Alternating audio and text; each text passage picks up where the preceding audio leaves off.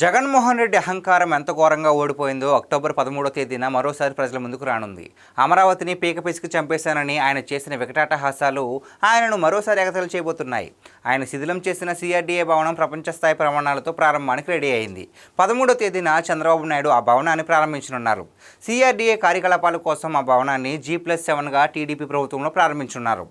స్లాబులు పూర్తయి ఇంటీరియర్ జరగాల్సిన సమయంలో ప్రభుత్వం మారింది. 5 ఏళ్ల పాటు ఆ భవనాన్ని ఎలా పనికి రాకుండా చేయాలో చూసి మరీ అలా కొద్దిగా పనులు చేయించారు. లిఫ్ట్ పెట్టకుండా ప్లాన్లు మార్చి పనులు చేశారు. అయినా ఆ భవనాన్ని ఉపయోగంలోకి తేలేకపోయారు. ప్రభుత్వం మళ్లీ మారడంతో ఏడాదిలోనే పూర్తి చేశారు. భవనాన్ని చెడగొట్టినప్పటికీ మళ్లీ కాంట్రాక్టర్లను పరుగులు పెట్టించి మొత్తం మార్చేశారు.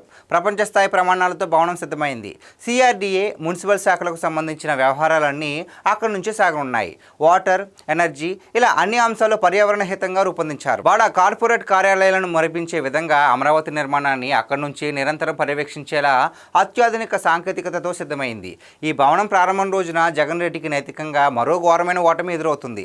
తాను చేసిన విధ్వంసం నుంచి ఫీనిక్స్లా ఎదుగుతున్న అమరావతిని చూసి ఆయన సిగ్గుపడాల్సిన పరిస్థితి ఏర్పడుతుంది.